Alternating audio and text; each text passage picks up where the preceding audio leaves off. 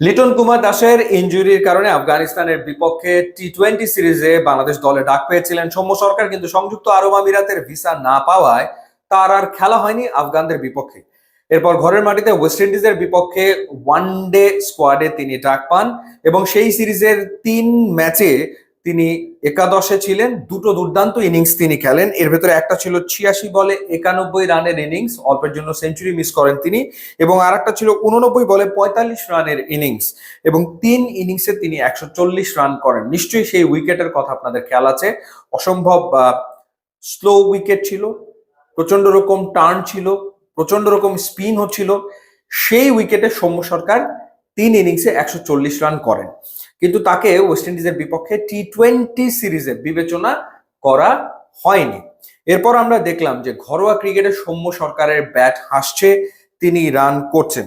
একটা ম্যাচে তিনি 92 এবং 71 রানের ইনিংস খেললেন খুলনা ডিভিশনের হয়ে চট্টগ্রামের বিপক্ষে, এবং এই মাত্র কয়েকটা দিন আগে তিনি 186 রানের একটা ইনিংস খেলেছেন খুলনার হয়ে ময়মনসিংহের বিপক্ষে।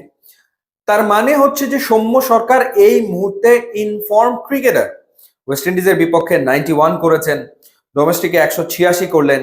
4 বছর পর বাংলাদেশের ফার্স্ট ক্লাস ক্রিকেটে তিনি সেঞ্চুরির দেখা পেয়েছেন। এর আগে বোথ ইনিংসে তিনি হাফ সেঞ্চুরি করেছেন, যার ভেতরে একটা ছিল 90+ অর্থাৎ 92 করেছিলেন, আর একটা 71। সো সেই ইনফর্ম সৌম্য সরকারকে বিবেচনা করা হলো না আয়ারল্যান্ডের বিপক্ষে 3 ম্যাচের টি-20 সিরিজের জন্য। অথচ যেই স্কোয়াড নির্বাচকরা দিলেন সেই স্কোয়াডে তারা রাখলেন 4 জন উইকেট কিপারকে। লিটন কুমার দাস ক্যাপ্টেন, তিনি তো রয়েছেন, তিনি তো উইকেট কিপিং করেন। এরপর জাকের আলী অনিক তিনি রয়েছেন, নুরুল হাসান সোহান রয়েছেন, এবং মাহিদুল অঙ্কন তিনিও আসলে wicket keeper batter.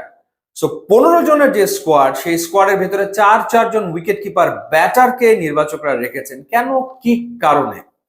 Liton Kumar Das নিশ্চিতভাবে ক্যাপ্টেন, তিনি থাকবেন, তিনি উইকেট কিপিং করবেন। তো সেই ক্ষেত্রে এই যে বাকি 3 জন, তারা তো মূলত ব্যাটার হিসেবেই খেলবে। সো মূলত যদি তারা ব্যাটার হিসেবে খেলে, এই মুহূর্তে ইনফর্ম কে, রানের ভেতরে থাকা ক্রিকেটার কে? জাকের আলী অনিক, মাহিদুল অঙ্কন, নুরুল হাসান সোহান, নাকি সৌম্য সরকার? কে আসলে? তো কেন, কি কারণে এই বিবেচনা করা হলো সেটা আসলে বোধগম্য হচ্ছে না। এবং এক্সপিরিয়েন্সের কথা যদি বলি, সৌম্য সরকার এই 3 জনের চেয়ে অনেক বেশি এক্সপিরিয়েন্সড ক্রিকেটার। তো সামনে যেহেতু একটা টি-20 ওয়ার্ল্ড কাপ রয়েছে আর কদিন পরেই, যেহেতু সৌম্য এই মুহূর্তে রানে রয়েছে, ওয়েস্ট ইন্ডিজের এগেনস্টে হোয়াইট বল ক্রিকেটের একটা সিরিজে তিনি একটা 90+ ইনিংস খেললেন, যেটা সেঞ্চুরি হতে পারতো। একটা অলমোস্ট 50 ইনিংস খেললেন। তাকে আয়ারল্যান্ডের বিপক্ষে এই সিরিজটাতে খেলানোর একটা দুর্দান্ত সুযোগ ছিল সিলেক্টার্সদের, এবং দেখা উচিত ছিল যে সৌম্য কি অবস্থায় রয়েছেন। সৌম্য যেভাবে ইনফর্ম রানে রয়েছেন, তিনি যদি এই সিরিজে রান পেতেন তাহলে ডেফিনেটলি মানে একটা হাই হোপ নিয়ে তিনি ওয়ার্ল্ড কাপে যেতে পারতেন, বা বাংলাদেশও বেটার কিছু এক্সপেক্ট করতে পারতো। সেখানে অফ ফর্ম ক্রিকেটার যাদের দলে টিকে থাকা নিয়েই কথা হচ্ছে যে আদৌ তারা দলে টিকে থাকবে কিনা, তাদের ওপরে আস্থা রাখলেন বিসিবির নির্বাচক।